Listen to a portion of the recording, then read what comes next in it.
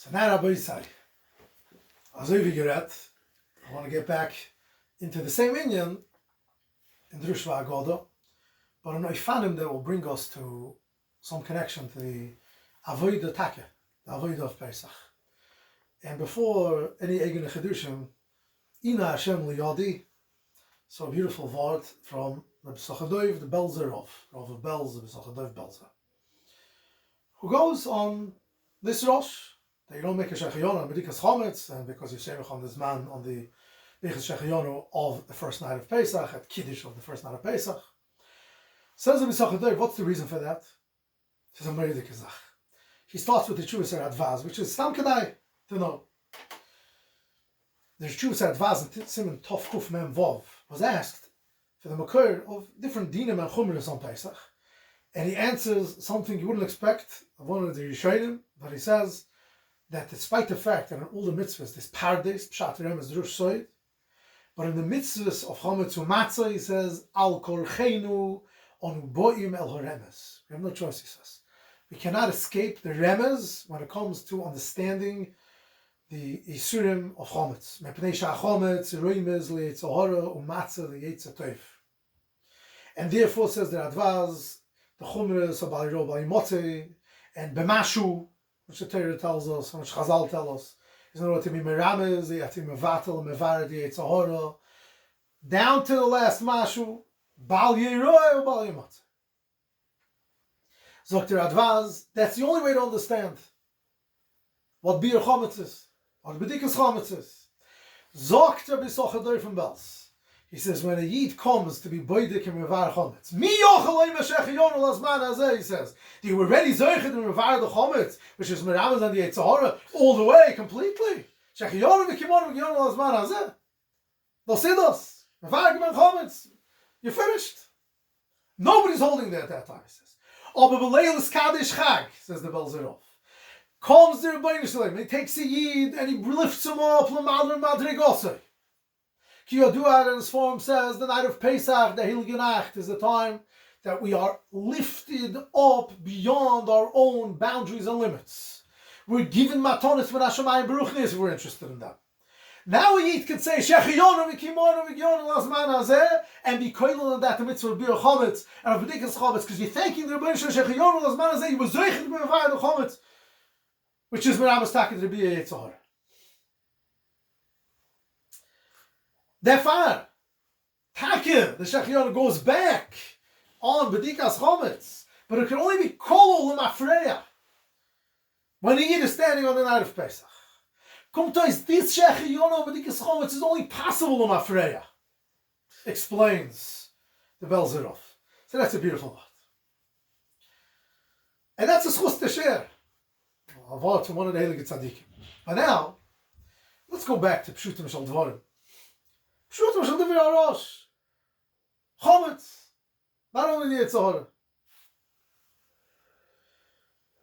First of all, I want us to understand what steht in the Rosh that the Shechionu at Kiddush on the first night of Pesach is on the whole Avodah of the whole Chodesh of Nisan.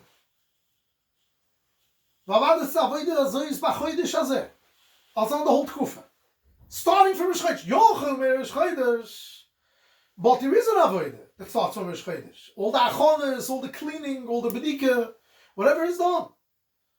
And all of that is included in the Birchas Shvach Moido Shechionu V'kimonu V'giyonu Lazman Hazeh. You were zoichet to what? Also to B'dikas Chometz and to Bir Chometz, to cleaning the house for Pesach, like the Rosh said, preparing the house for Pesach. Now this we also can understand about Pesach. Ganz Poshet, that you can only make that Bracha Shechionu L'mafreya, because in the thick of things, very little appreciation for any of that. Aber kommt der Nacht from Pesach, and now it's included in something that's beautiful. It's like all the muchanish that comes as a achona to get to somewhere. And the muchanish is not always necessarily any fun at all. Aber kommt der Nacht from Pesach. And therefore, everything turns into a part of the positive.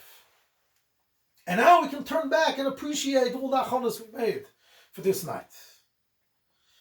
I was thinking, given, I'll be Drosha Kapanim.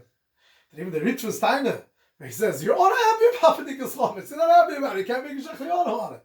Akapon al Pidrush, Ken goes on, that the night of Pesach, you could turn back around, retroactively, and make a Shechayonu on B'dikas Chometz also. Even though throwing out your Chometz, and that's what brought you to the time that you're at. In the Kedushas, Leilis Kaddish Chag, you can already turn around and at least retroactively make a Shechayonu on that. Which brings us to, I think, a much broader concept, which doesn't only apply to Pesach, but absolutely applies to Pesach, and absolutely is the Yisoida Yisoidus in understanding Golus Geula, understanding Pesach, and understanding so many more things in Yiddishkeit. And that's the idea, Bechlal, of a Shechayonu on Afreya. Making a Shechayonu retroactively. Because that's the union of Pesach, is making a Shechayonu retroactively.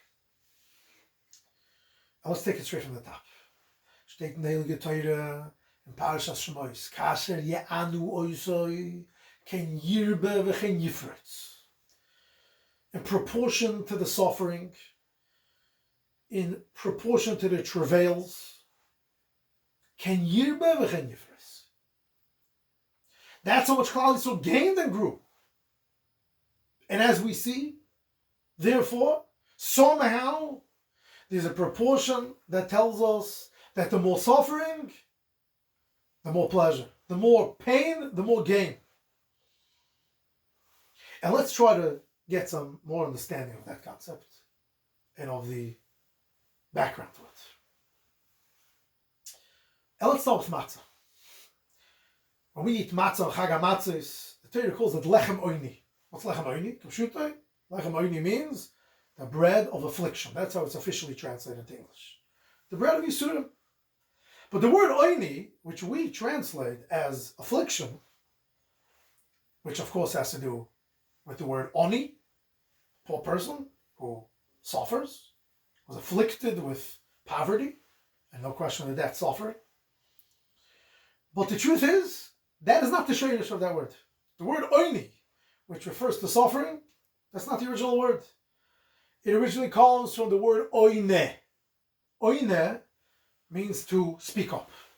Vayam, right? To speak up loudly is called oini. Oini means to call out, to speak up. Why is it that the suffering poor person is called an oni? Because he speaks up, because he cries out, he calls out to the Rebbeinu Shalom. In other words, it's a borrowed term. Oni is tied to a person who calls out for help. Why is that his name? Why is he called the one who cries out? Because the purpose of all suffering is to bring a person to a place where we speak up and we cry out to Hashem. The Rebbeinu Shalom wants that for us. The ability to turn us to Him. And when the Welt is verschlafen, even good to Eden come verschlafen. Forget about the Rebbeinu Shalom. He's in the Siddur. Come to Shul, speak about him there.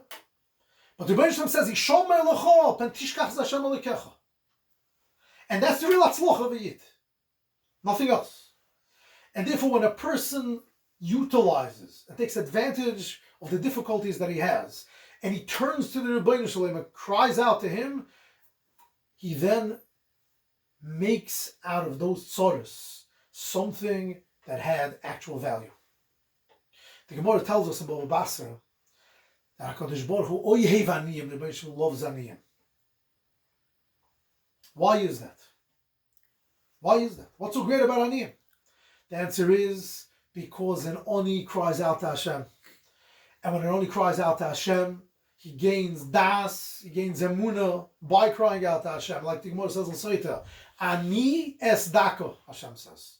I am with the downtrodden, with the afflicted. Why is that? Because He's with me. That's why. Of course, that's immediately reminiscent of what the Gemara says in Shabbos, famously, that a choila has the Shechina with him. Rav, minayin sheshchina soyed es ha-choila, shenema Hashem yisodenu al eres devai. The Gemara says, Shechina imoy, the Rebbeinu Shalom is with a sick person. Tanya nam yochi, anichnas levaker es ha-choila, lo yeshev le agabi mito le agabi kiseh, Why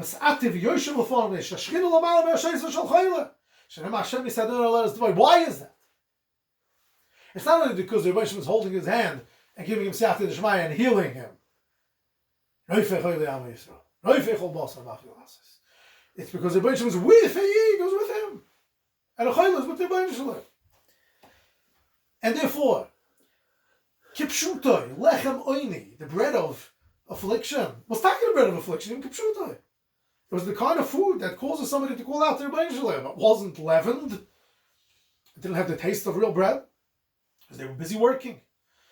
They didn't have any time to allow their bread to develop like normal bread does. They were in a rush. They had to work the whole time. Possibly they didn't give them enough bread either. And therefore, whatever they ate was part of affliction and suffering. And they called out to their Rebbeinu Shalom. And therefore the Lechem Oini of Sevel, of suffering, of affliction, turned into Lechem Oini of crying out to Hashem. And the truth is, when we eat the Lechem Oini, we want to remind ourselves that because of that Oini, of that affliction, we were Taka Oina. We called out to Rebbeinu Shalom. We cried out to Hashem. And because we cried out to Hashem, we got such awareness of Hashem, such a klorkeit, a grasp of the Rebbeinu Shalom, that nobody in the world ever came to that madrega. Klal Yisrael got such a klorkeit in their awareness of Hashem that they were ready to come out of Mitzrayim and go to Har Sinai and meet up and have an encounter with the Rebbeinu Shalom, ponim b'ponim. Kommt aus that Tzorah in Mitzrayim, in retrospect, turns out to have been a tremendous te'alus, a tremendous attainment. And they became, therefore, the most perfect Dor in all of history, the Dor Deo, like Chazal called them, who stood at Har Sinai, the Orchlei Amon. And therefore, that Lechem Oini of affliction is what caused them to call out to the Rebbeinu Shalom, and it was Lechem She'oinen Olov Dvorim Harbe. So when we say Lechem She'oinen Olov Dvorim Harbe, it means what we say when we have the matzah in front of us. But the Oinen Olov Dvorim Harbe, by them, what there was Dvorim Harbe. A lot of good things came out from the Za'aka to the Rebbeinu Shalom. Big results came through the suffering that Yidden had at that time. And therefore, they must all people. Yid has personal sorrows in his own personal life. A lot of people do. Such a Yid should know. Nobody wishes Chas v'Shalom Azazach. It's no fun. But the Rebbeinu Shalom is offering a gift. And the truth is, when the time comes, and a person is able to pass it and look back, such a Yid can actually sometimes be proud of the Rebbe he had. He suffered, he turned it into gold. Called out to Rebbeinu Shalom. He had a Rebbe, he gained from it. And therefore, says Yirmiyahu Hanavi, he's speaking about Klal Yisrael after the Golus, looking backwards. But any individual can come to such a place where he has a Nechama, and where he says to himself, the words of Yirmiyahu Hanavi, which are, Oidcha Hashem ki onafto bi. I thank you, Hashem, for acting angry with me, because I felt your anger at the time. But it turns out now, in retrospect, in hindsight, that it was all Ava. It was all the Rebbeinu Shalom offering an opportunity. I've said many times, I've told the story that Rabbi Miller told of the Bocha about Tshuva. A Bocha about Tshuva, one about Tshuva.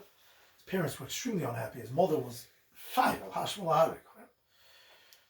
that he turned to these backward, archaic ways. She was so angry. And one day, he made a mistake, Nabach, that he learned Gemara inside his parents' home. And his mother slapped him across the face. And a grown Bocha. He was humiliated as could be. He was hurt at Imkei Nishmosei. Very, very tzibrochen. And he met up with Rabbi Miller. So he said, why do I deserve to get a slap for learning Gemara? Was kommt das mehr? What did I do wrong? He was very tzibrochen, very bitter about it. And Rabbi Miller said to him, how much are you willing to sell me that slap for? He thought about it. He said, I won't sell it. But that only comes when it's lacha ma'isa, you get a klorkite and you realize there was a gain there. I don't want to give up the gain. So what we've learned so far is matzah was lechem oini of suffering and affliction, but it was lechem oini of crying out to Rebbeinu Shalom. And that's the purpose of suffering, to grow by means of it. And now Rabbi say, I want to point out here something which is unbelievable when you think about it. Not only did that lechem oini refer to affliction and to crying out, but that same shtickle matzah, it's unbelievable. I wonder if anyone thinks about this, I'm sure you do. The same piece of matzah that reminds us of the suffering, that's how we start out our Seder. The first piece, and that's the last piece. It doesn't say, it says, he speak betzekim shall be saying lahachmitz. Asher nigla le malch mecha loch le shboch u go'olo. Ki goyshum mitzrayim loch le ismameh. In other words, the same piece of matzah, not by mistake. You could have two separate foods. To talk about these two separate things. We have more to talk about sevel. We have to talk about sevel in the matzah also. We talk about sevel in the matzah, and what else does it represent? Chipozoin, Yitzias Mitzrayim, Geula, Ashirus, Cherus. Then Cherus is in the matzah. It's Meichel de Meimanusa. Meichel de Meimanusa, Rabbi Yisai, is a fire. What is it? What's Meichel de Meimanusa? Zayakod says matzah Meichel de Meimanusa. This is the idea. What's the idea? You're eating a piece of amuna when you eat matzah. Now what? The Rebbeinu Shalom decided it was time to go. And that moment they're out. You weren't ready, you weren't prepared, you don't have any food, and this is what you have now. You put that into your mouth and chew it up. Now what? The Rebbeinu Shalom decides it's the time, and that's the time. But again, Rabbi said that's a shechiyonu lemafreya. It's only a shechiyonu backwards, because b'shas ma'isa, that's not what anyone saw. It's only la'acha ma'isa we turn around and make that shechiyonu. Rabbi said that's the pshuto shalinya of when we say vo'ever yolayich vo'erich mispoiseses b'domoyich. I see you wallowing in your own blood. Vo'oy maloch b'domayich chayi. With that blood you shall live. That's pshuto shalinya. And when you're wallowing in your blood, you're not making shechiyonu. But when it goes to chayi, chayi is a shechiyonu. And the truth is, even with Drosha, that the Erech Mispoiseses b'domoyich is dam pesach v'dam milah.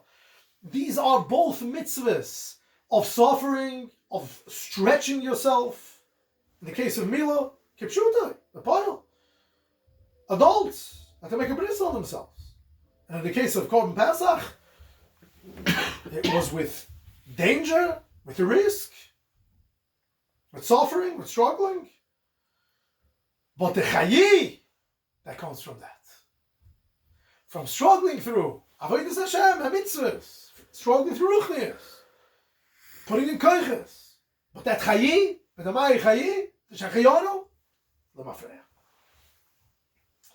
And therefore, Mitzrayim is called the Korah Barzel, like we see in Mishnah, Kor Lazov. That Korah Barzel is used to purify gold, and it made us into the purest gold ever.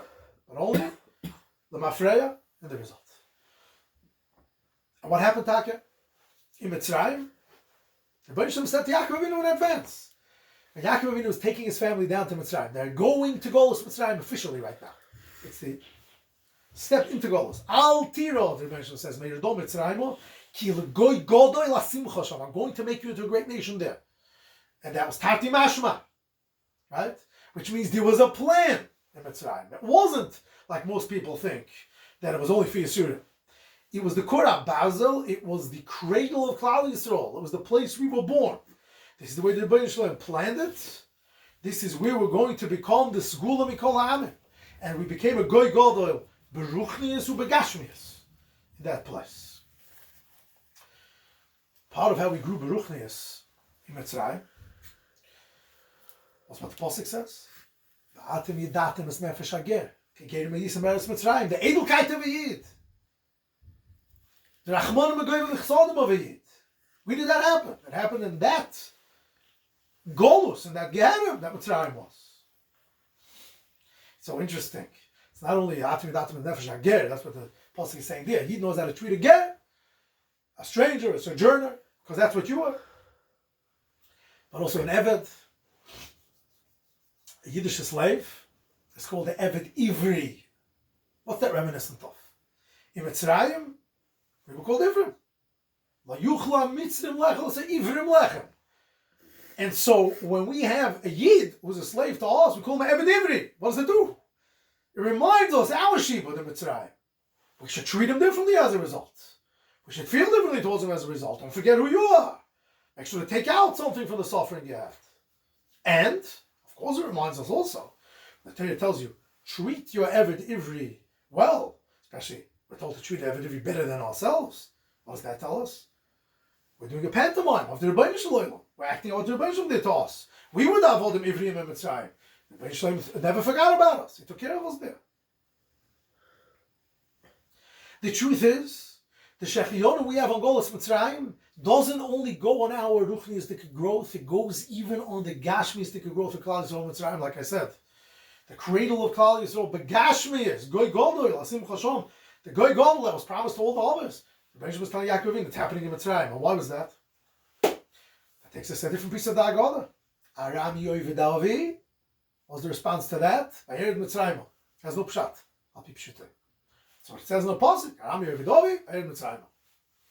What's the shaykhs? So the shaykhs, the Yishanim asked this question.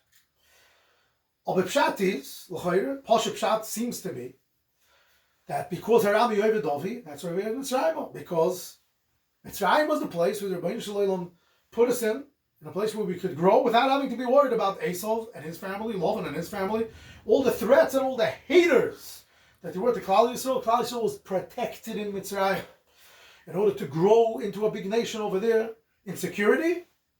What do we see as soon as they came out of Mitzrayim? Immediately, Amalek comes along with the Zaydas Messiah, the hatred of Alochi Bidah Esau Seir Yankiv, his Zaydah, and he comes after Klal Yisrael. But by that time, Klal Yisrael was the Am Hashem, Klal Yisrael was with Hashem, and it was a great Haagodoh. It was too late for Amalek. It's too late for Amalek. It's too late for Lavan too, and his family. Amun Moyav hated us, but there's nothing they can do about it. Because we were in Mitzrayim. And therefore, there's a Shechianu on that also, in hindsight. And by the way, this is the reason why the Torah says, Lo Yisayv Mitzri Kigeru Yisab Haaretzoi. Despite everything they did to us. Fact is, they were a place for us to be created, to appear in history, Klal Yisrael. And again, however, all of this is a Shechionu L'mafreya. Kumt Kareis Rabbi Yisai. Shechionu L'mafreya is from the Soidas and from the Yesoidas of this Yontiv and of this Kufa, but it goes much broader. It's a lesson for all year long.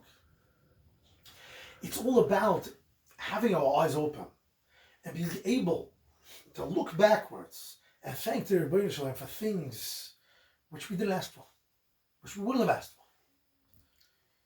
And now, we want to not only make a Shechionu Mafreya, we want to make a Shechionu on the Hoiv of Asid as well. And that's what we're waiting for. Ki made Seis Chomeres Messiah Marem in the flesh. But some people are already starting to think, who knows, maybe something is starting. I'm not from those who likes to make any kind of predictions or promises or listen to any such predictions or promises. Because we know nothing at all.